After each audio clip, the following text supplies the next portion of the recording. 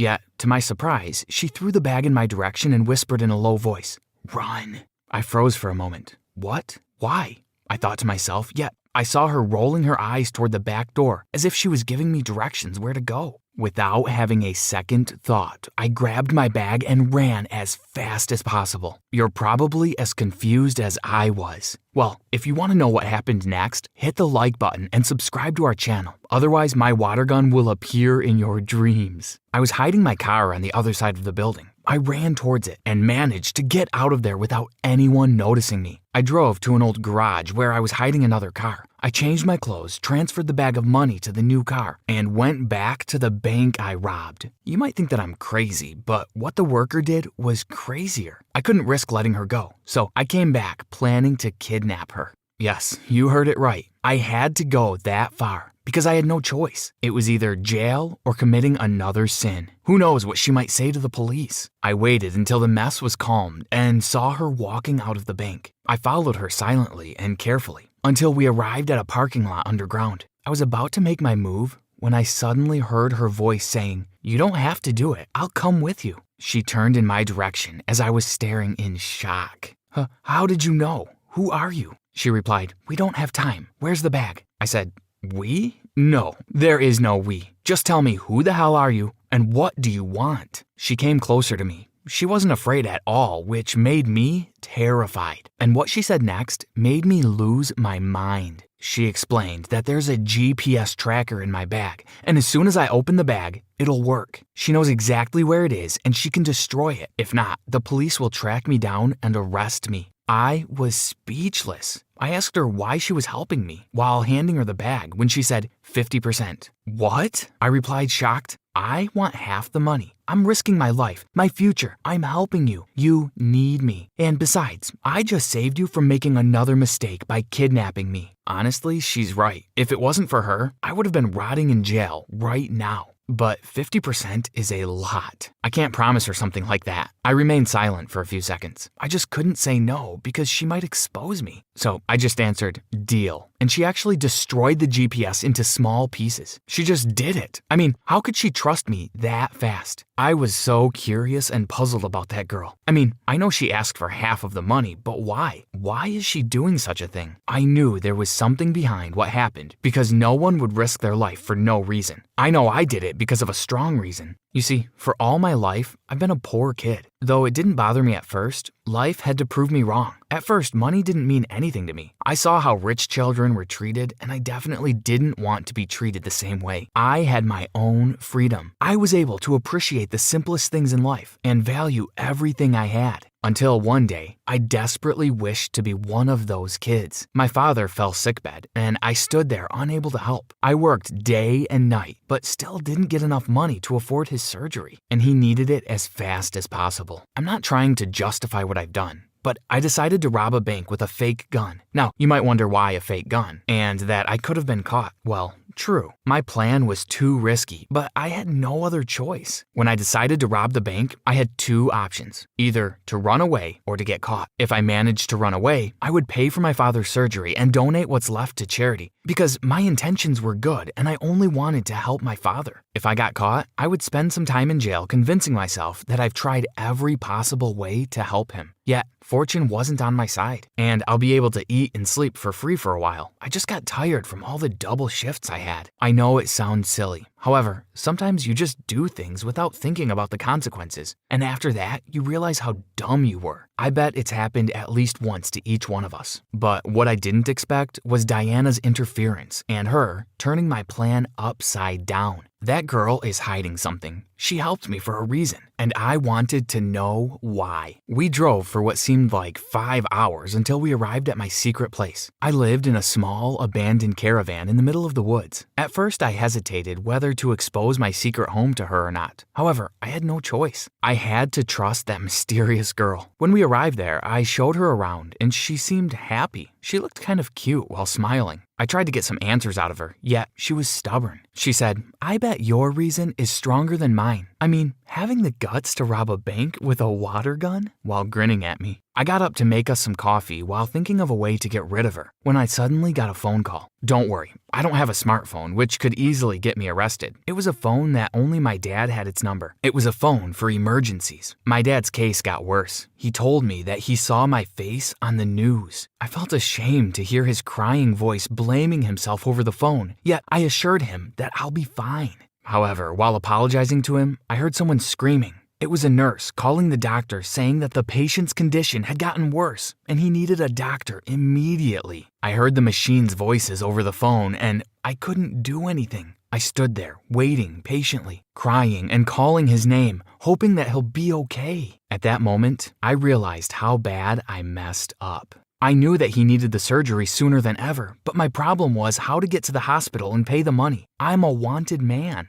As I went back and forth, biting my nails out of stress, I heard Diana saying, "I'll do it." I stared at her shockingly, and then she said, "I want to be part of your plan. I can help you, and I'm sure that you need my help. Trust me, you have nothing to lose after all." I was extremely confused. Why? Why would you risk your life even more? I asked, when she interrupted me saying, "But you have to trust me and stop asking questions, and I'll tell you everything when I'm ready." I had no choice but to agree. I told her my story and how I had to do the whole thing because of my father's surgery. While talking, I noticed that she had been trying hard to hold her tears from falling down on her rosy cheeks. I didn't know how to react. I mean, she seemed like a tough girl, yet fragile at the same time, mysterious, yet empathetic. She left me confused, not knowing what to say or how to react. It's a feeling that I can't even describe in words. She interrupted my chain of thoughts by saying, "Leave it to me. I'll get the money to your father." I doubted her abilities at the beginning. However, that Wonder Girl was able to save my father. She managed to pay for the surgery, and he was rescued. She left him a note from me saying that I won't be able to see him for a while and left him a bunch of cash. Since that day, both of us continued our run without asking any questions. Living with her was not bad after all. She was a great partner. But a couple of months later, many things have changed. The first thing is that I fell for Diana.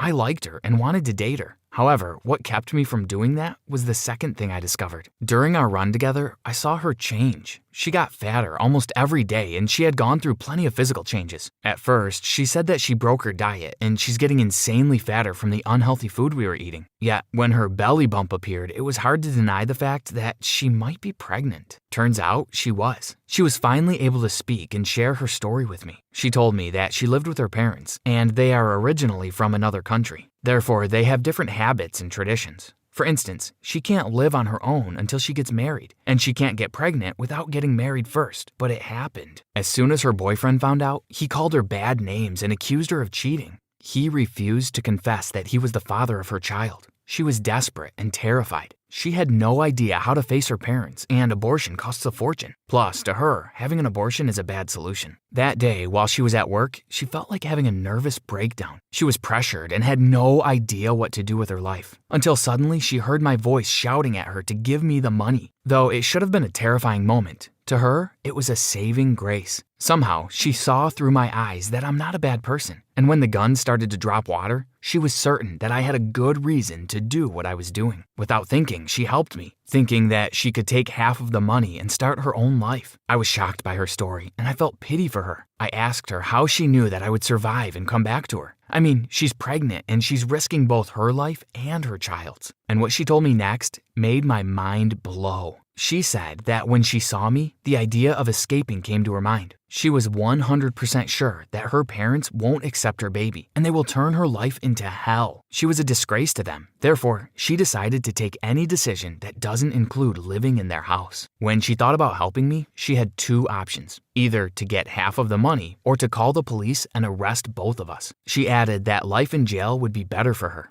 and at least she'll be living on her own. My jaw dropped at that moment. Though it wasn't the right time for this, I felt like I was deeply in love with her and wanted to kiss her. We both had the same thoughts, and life wasn't completely fair to us. I felt as if destiny had brought us together, and that I found my other half. Suddenly, I found myself wiping her tears with my hands and getting closer to her. She looked deep into my eyes, and then shyly looked down, blushing. I lifted her chin up, and we kissed. To my surprise, she kissed me back. She liked me back. I felt victorious at that moment and wanted nothing more than that. Days went by and everything went great until Diana's condition got worse and she needed a hospital. Her water broke and she was screaming out of pain. We survived all this time by sneaking around and paying children or homeless people to get us supplies. But now I can't do that. I can't just leave Diana alone in this situation. She told me that she'll be fine, yet she wasn't able to finish her sentence. She passed out. I was in a huge dilemma about what I should do. It's like my father's situation all over again, but this time it's either jail or death. I couldn't risk her life. I mean, I started to love mine as well, and I'm not ready to give up on it and go to jail.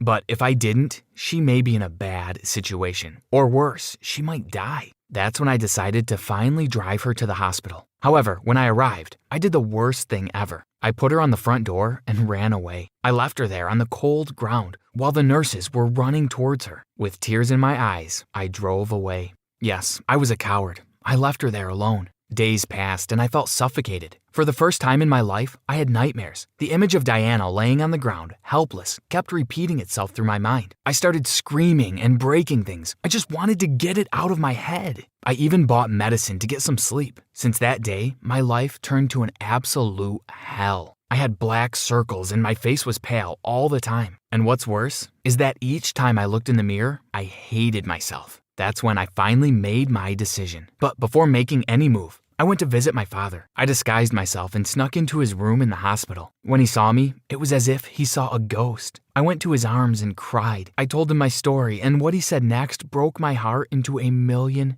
pieces. I know you justified your robbery to save me, and I'm extremely guilty, yet thankful for what you have done. You sacrificed your life to save mine. Though it should be the opposite. I know with time you might forget about robbing the bank or leaving Diana behind, but you will regret it for all of your life. And what you'll regret the most is not saying goodbye to Diana. That was my father's advice. I walked out of the hospital that night with a strange feeling in my stomach, and I decided to do what I thought was right. A few months had passed, and I was standing in front of the judge in the court. My hands were cuffed, and I saw my son with Diana through the crowd. She was sitting next to my father, waiting for the final verdict. I was accused of robbery and kidnapping a bank worker. Yet, because of my good intentions and saving her life, my sentence was reduced. Diana smiled and waved from her seat. The ring I put on her hand was shining. I winked at her while heading inside with a police officer.